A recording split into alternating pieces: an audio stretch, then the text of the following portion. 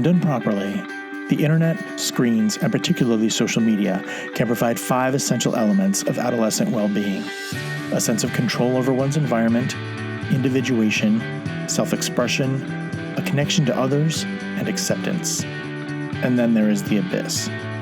Welcome to App-Propriate, a podcast designed to give you a little taste into the positives and negatives of the most popular social media apps, so that you and your most importants can make more informed, healthy, and safer choices when it comes to interacting through your screens.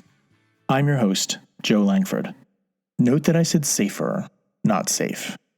Interacting through screens with other humans contains a degree of natural risk, just like real life. And I believe that education leads to empowerment, and I hope this information helps add a degree of safety, social responsibility, and good digital citizenship to your social networking and the conversations you have about it with your family. This week's episode is about Google Hangouts. Google Hangouts is a messaging platform which allows users to message friends and make video or voice calls either through a mobile device or a desktop browser. Hangouts falls into the texting or messenger app and the live streaming / connection motivated app categories, because it allows users to message anyone else with a Google account, individual or group. When Google made the big switch to Google+, the topic of last week's episode, Hangouts was a new feature that came along with the new platform. Hangouts took over all chat functionalities for Google: video chat, Gmail chat, and Google messaging, efficiently streamlining all of Google's communication aspects under one all-encompassing umbrella. Just as you can hang out with your friends in real life at parks, people's houses, or Starbucks, you can hang out with people on Google Plus in what are basically video chat rooms where you can see and hear everyone in the room. It's super easy and free to connect with friends. Users can connect with already existing contacts from their devices and lists and locate other users who they may not know as well. Of course, it is Google, so users can also find individuals and communities on Google+, which the app is capable of linking to. Hangouts can be a place for social conversations or where you work together on projects. Do almost anything you can do in a conversation face-to-face or just, hang out.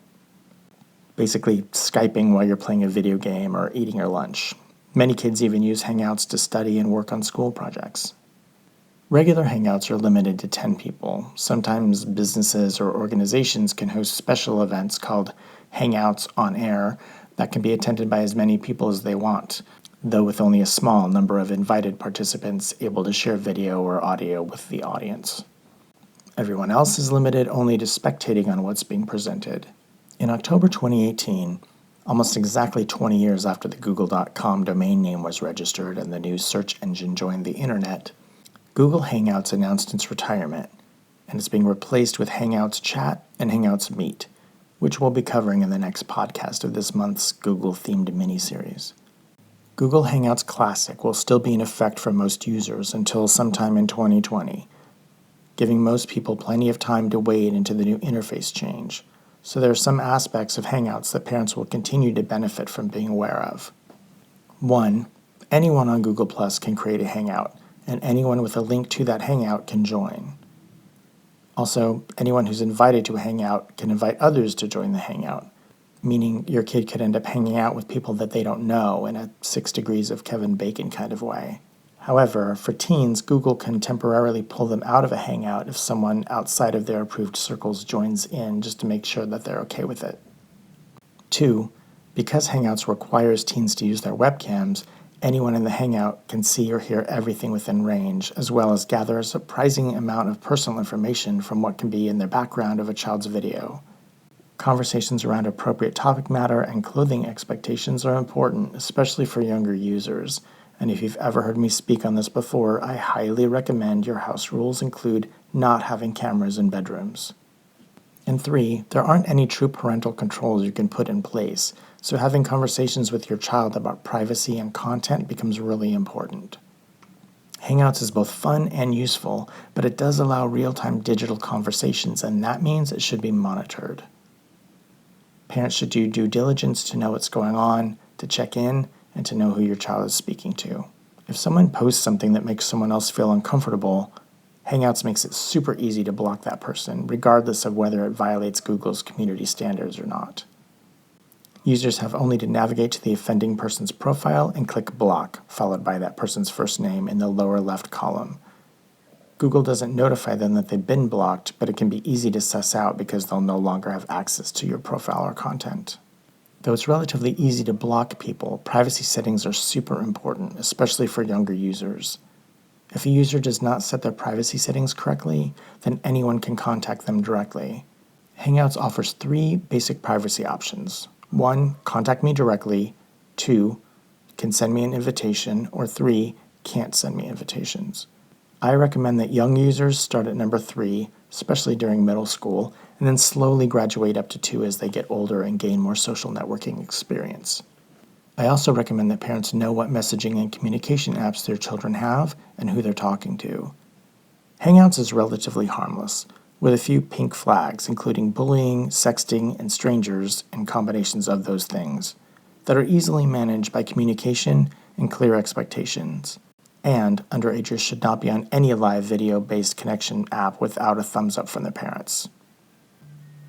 Join me next week as we continue this month's Google-themed mini-series, and I cover Google's take on messenger apps.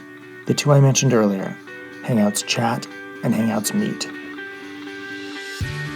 Thank you for listening. I'm Joe Langford. I'm a therapist, a sex and tech educator, and a dad, and I specialize in helping families navigate that intersection of adolescence, sexuality, technology, and behavior. More information about me and my work to promote healthy, positive, and safer sexual and social behavior, both online and off, can be found at my website, beheroes.net.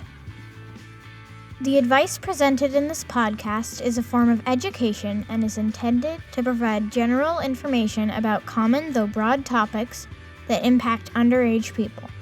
Specific circumstances and facts may make said advice unsuitable and/or other actions necessary for individuals. This podcast is meant to be an adjunct, not a replacement, for IRL experience, professional advice, and good old-fashioned common sense.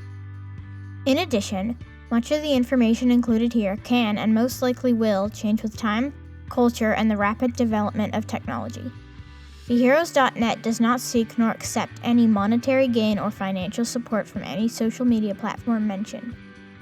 BeHeroes.net is committed to providing quality consulting, coaching, product, speaker, and contracted therapeutic services, advocacy, and resources to clients, visitors, customers, colleagues, and fans. Appropriate is produced by BeHeroes.net.